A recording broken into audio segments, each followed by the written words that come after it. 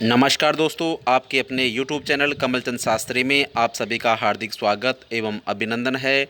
दोस्तों, आज की इस क्लास में जो हम लेकर के आए हैं वो है 30 क्वेश्चंस, और ये 30 क्वेश्चंस है पर डे।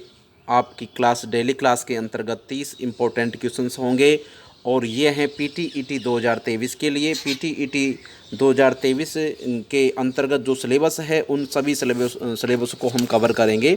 तो सबसे पहले हम राजस्थान के सामान्य ज्ञान जो 30 क्वेश्चन हैं इम्पोर्टेंट उनको हम लेते हैं, और इस प्रकार से ये क्लास डेली चलेगी। और सायंकाल का समय है 8 बजे इस पर आपको अपलोड कर दिया जाएगा। तो आप ध्यानपूर्वक प्रत्येक क्वेश्चन को देखें और हल करें, और अपना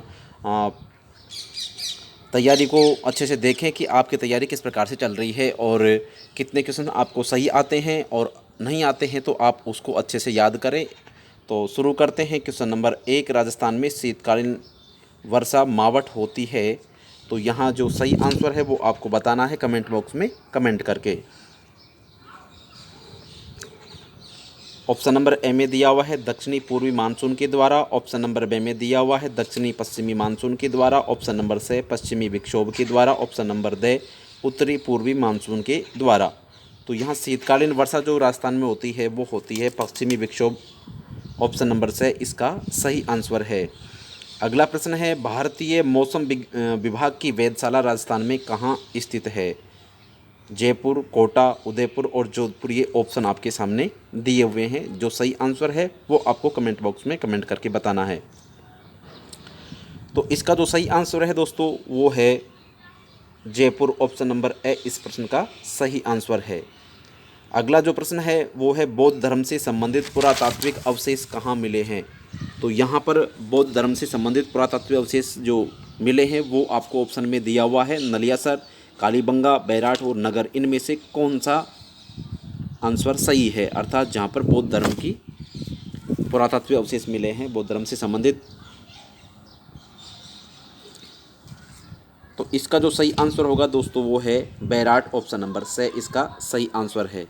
अगला प्रश्न है 1857 की क्रांति में कोटा में विद्रोह का नेता कौन था? Option number A Kushal Singh. Option number B Jaydayal.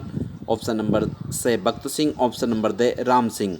तो यहाँ पर जो कोटा में विद्रोह हुआ था उसका नेता पूछा गया है कि वहाँ उस समय नेता कौन था। तो ऑप्शन नंबर बी इसका सही आंसर है जयदयाल। बढ़ते हैं अगले प्रश्न की ओर। अगला प्रश्न है कौन सा मेला वर्ष में 2 बार आयोजित होता है? बाणगंगा, कैला देवी, श्री महावीर जी, करणी माता। तो इसमें जो सही आंसर है वो है करणी माता। ये वर्ष में 2 बार आयोजित होता है। मोरचंग है ऑप्शन नंबर ए नृत्य शैली। ऑप्शन नंबर बी वाद्य यंत्र। ऑप्शन नंबर से गायन शैली। ऑप्शन नंबर दे चित्र शैली। तो दोस्तों इसका जो सही आंसर है वो है वाद्य यंत्र। मोरचंग क्या होता है? वाद्य यंत्र होता है। नेजा है ऑप्शन नंबर ए में दिया हुआ है मंदिर का गर्भगृह। ऑप्शन नंबर बी में दिया हुआ है तलवार के समान एक आयुध। ऑप्शन नंबर सी में दिया हुआ है रामदेव जी की पचरंगी पताका। ऑप्शन नंबर दे में देवता का चढ़ावा। तो यहाँ पर आपको सही आंसर देना है। सही आंसर कौन सा है? तो दोस्तों इसका सही आंसर है रामदेव जी की पचरंगी पताका जो होती है उसे हम नेजा कहते हैं। अगला प्रश्न है निम्नलिखित में से राजस्थान के किस स्थान पर सोमेश्वर मंदिर स्थित है? ऑप्शन नंबर आपके सामने है। ए आबानेरी दोसा, बे किराड़ू बाड़मेर, से ओसिया जोधपुर, दे चंद्रावती झालावाड़।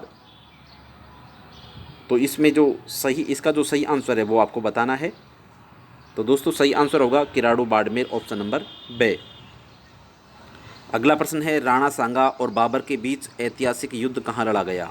ऑप्शन नंबर ए हल्दी घाटी। ऑप्शन नंबर बे खानवा। ऑप्शन नंबर से राती घाटी। ऑप्शन नंबर दे पानीपत। तो इसका सही आंसर जो है वो आपको कमेंट बॉक्स में बताना है। सही आंसर होगा खानवा। ऑप्शन नंबर बे। राजस्थान के किस जिले में जिप्सम का उत्पादन सर्वाधिक होता है? Option number A Ajmer. Option number B Jaisalmer. Option number C Barmer. Option number D Udaipur. तो जिप्सम का उत्पादन सर्वाधिक कहाँ होता है? Option number B Jaisalmer. अगला प्रश्न है बीसलपुर बांध किस नदी पर स्थित है? काली सिंध नदी पर, लूनी नदी पर, चंबल नदी पर, और ऑप्शन नंबर दे है बनास नदी पर। तो यहाँ आपको बीसलपुर बांध पूछा गया है, किस नदी पर बना हुआ है। बीसलपुर बांध है दोस्तों बनास नदी पर। ऑप्शन नंबर द इसका सही आंसर है। बढ़ते हैं अगले प्रश्न की ओर। अगला प्रश्न है 12वां, राष्ट्रीय सरसों अनुसंधान केंद्र कहाँ स्थित है। Option number A Jodhpur, option number B Jaipur, option number C Bharatpur, option number D Dholpur. तो राष्ट्रीय सरसों अनुसंधान केंद्र जो है वो है भरतपुर में। ऑप्शन नंबर सी इस प्रश्न का सही आंसर है। अगला प्रश्न है गोविंद गिरी ने किस सभा की स्थापना की। भील सभा, option number B Dharma Sabha, option number C Rajya Sabha, option number D Samp Sabha.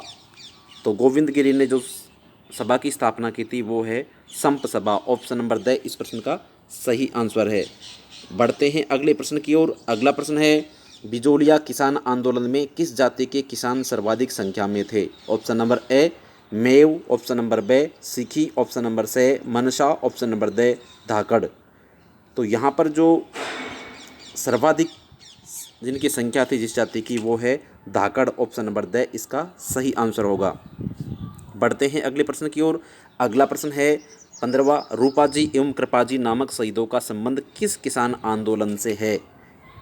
तो यहाँ ऑप्शन आपके सामने है दूधवा खारा, बिजोलिया, नीमू चना और बेंगू। सही आंसर को आपको बताना है। तो दोस्तों सही आंसर होगा बिजोलिया। ऑप्शन नंबर बी इस प्रश्न का सही आंसर होगा। बढ़ते हैं अगले प्रश्न की ओर। अगला प्रश्न है ट्रेंच कमीशन का संबंध किस किसान आंदोलन से रहा है।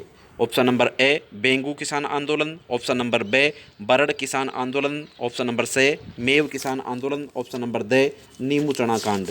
तो यहाँ आपको सही आंसर बताना है। इस क्वेश्चन का सही आंसर है बेंगू किसान आंदोलन। ऑप्शन नंबर ए इस प्रश्न का सही आंसर है। बढ़ते हैं अगले प्रश्न की ओर। अगला प्रश्न है लूनी नदी का उद्गम स्थल कहाँ से होता है। ऑप्शन नंबर ए नाग पहाड़िया अजमेर, ऑप्शन नंबर बी गोरिया गांव की पहाड़िया, ऑप्शन नंबर सी जाना पावा पहाड़िया, ऑप्शन नंबर डी मेहद झील। इस प्रश्न का सही आंसर होगा नाग पहाड़ी अजमेर से लूनी नदी का उद्गम स्थल होता है, अर्थात नाग पहाड़ी या अजमेर से यह लूनी नदी निकलती है। मिट्टी का अवनालिका अपरदन सर्वाधिक किस नदी से होता है। चंबल नदी, बनास नदी, माही नदी और साबरमती नदी। सही आंसर होगा चंबल नदी। अवनालिका अपरदन जो सर्वाधिक होता है वो है चंबल नदी। राजस्थान में छप्पन का मैदान किस नदी के बेसिन में स्थित है। छप्पन का मैदान पूछा गया है। ऑप्शन नंबर ए घग्गर नदी, ऑप्शन नंबर बी लूनी नदी, ऑप्शन नंबर सी चंबल नदी, ऑप्शन नंबर डी माही नदी। तो छप्पन का मैदान जो कहा जाता है वो है लूनी नदी। माही नदी के बेसिन को क्या कहा जाता है। ऑप्शन नंबर डी इसका सही आंसर होगा। बढ़ते हैं अगले प्रश्न की ओर। अगला प्रश्न है जाखम बांध राजस्थान के किस जिले में स्थित है। Option number A Tonk, option number B Kota, option number C Pratapgarh, option number D Udaipur. तो जाखम बांध राजस्थान के किस जिले में है। प्रतापगढ़ में है। ऑप्शन नंबर सी इसका सही आंसर होगा। राजस्थान में मीठे पानी की सबसे बड़ी झील कौन सी है। ऑप्शन नंबर ए कोलायत झील, ऑप्शन नंबर बी कायलाना झील, ऑप्शन नंबर सी सिलिसेट झील, ऑप्शन नंबर डी जयसमंद झील। तो इसका जो सही आंसर होगा दोस्तों वो है जयसमंद झील। ऑप्शन नंबर डी इस प्रश्न का सही आंसर है। बढ़ते हैं अगले प्रश्न की ओर। अगला प्रश्न है नक्की झील कहाँ स्थित है। Option number A Pali, option number B Alwar, option number C Sirohi, option number D Bharatpur. तो इसका सही आंसर जो है आपको बताना है कौन सा आंसर सही है इसका। नक्की झील कहाँ स्थित है। तो नक्की झील है सिरोही में। ऑप्शन नंबर सी इसका सही आंसर होगा। अगला प्रश्न है पांचना बांध किस जिले में स्थित है। सवाई माधोपुर, करौली, भरतपुर और धौलपुर ऑप्शन आपके सामने हैं। सही आंसर कौन सा है आपको बताना है। तो पांचना जो बांध है वो है करौली में। ऑप्शन नंबर बी इसका सही आंसर है। बढ़ते हैं अगले प्रश्न की ओर। अगला प्रश्न है राजस्थान के किस वन्य जीव अभ्यारण्य को राज्य का चौथा टाइगर रिजर्व घोषित किया गया है। इंपॉर्टेंट प्रश्न है। Option number A Kaila Devi, option number B Kumbhalgarh, option number C Ramgarh Vishdhari, option number D Mukundra hills. तो इसका जो सही आंसर है वो आपको बताना है। चौथा टाइगर रिजर्व जो घोषित किया गया है रामगढ़ विषधारी, ऑप्शन नंबर से इसका सही आंसर है। अगला प्रश्न है 25वां, पश्चिमी राजस्थान में घरों में वर्षा जल को संचित कर बाद में उपयोग में लेते हैं, उसे क्या कहते हैं? अर्थात वो जो पानी को संचित करते हैं, इकट्ठा करते हैं वर्षा के जल को, तो उस जल को क्या कहते हैं? ऑप्शन नंबर ए खड़ीन जल, ऑप्शन नंबर बी टांका जल, ऑप्शन नंबर से पालर पानी, ऑप्शन नंबर दे दिया हुआ है बरखा जल। तो ये बहुत इंपॉर्टेंट प्रश्न है, इसका सही आंसर आपको बताना है। वर्षा से संचित जल जो पश्चिमी राजस्थान में इकट्ठा करते हैं उसे कहते हैं पालर पानी, ऑप्शन नंबर से इस प्रश्न का सही आंसर है। अगला प्रश्न है राजस्थान का चेरापूंजी किसे कहते हैं? कोटा, झालावाड़, सिरोही और जयपुर, ऑप्शन आपके दिए हुए हैं। तो किसको कहते हैं चेरापूंजी राजस्थान का? झालावाड़ को, ऑप्शन नंबर बी इसका सही आंसर है। अगला प्रश्न है रेगिस्तान का कल्प वृक्ष किसे कहते हैं? ऑप्शन नंबर ए रोहिड़ा, ऑप्शन नंबर बी धोकड़ा, ऑप्शन नंबर से खेजड़ी, ऑप्शन नंबर डी खेर। तो राजस्थान का कल्प वृक्ष जो है वो है खेजड़ी, ऑप्शन नंबर से इसका सही आंसर है। अगला प्रश्न है आदिवासियों का कल्प वृक्ष किसे कहते हैं? आदिवासियों का कल्प वृक्ष किसे कहते हैं? ऑप्शन नंबर ए महुआ, ऑप्शन नंबर बी बांस, ऑप्शन नंबर से रोहिड़ा, ऑप्शन नंबर डी बजेड़ा। तो आदिवासियों का जो कल्प वृक्ष है वो है महुआ, ऑप्शन नंबर ए इस प्रश्न का सही आंसर है। अगला प्रश्न है वागड़ का चीकू किसे कहते हैं? ऑप्शन नंबर ए लीलोन, ऑप्शन नंबर बी गोंद, ऑप्शन नंबर से तेंदू, ऑप्शन नंबर डी खेर। तो यहाँ पर वागड़ का चीकू पूछा गया है, वागड़ का चीकू किसे कहते हैं? तो यहाँ है ऑप्शन नंबर से इसका सही आंसर है तेंदू। आज का अंतिम प्रश्न है जंगल की ज्वाला के नाम से किसे जाना जाता है या जंगल की ज्वाला के नाम से प्रसिद्ध है? फ्लेम ऑफ द फॉरेस्ट भी कहते हैं, ऑप्शन नंबर ए ढाक या प्लास, ऑप्शन नंबर बी सालर या साल, ऑप्शन नंबर से खेजड़ी, ऑप्शन नंबर डी धोकड़ा। फ्लेम ऑफ द फॉरेस्ट कहते हैं ढाक या प्लास, ऑप्शन नंबर ए इस प्रश्न का सही आंसर है। तो दोस्तों आज के वीडियो में इतना ही, मिलते हैं अगले वीडियो के साथ में, तब तक के लिए नमस्कार, धन्यवाद।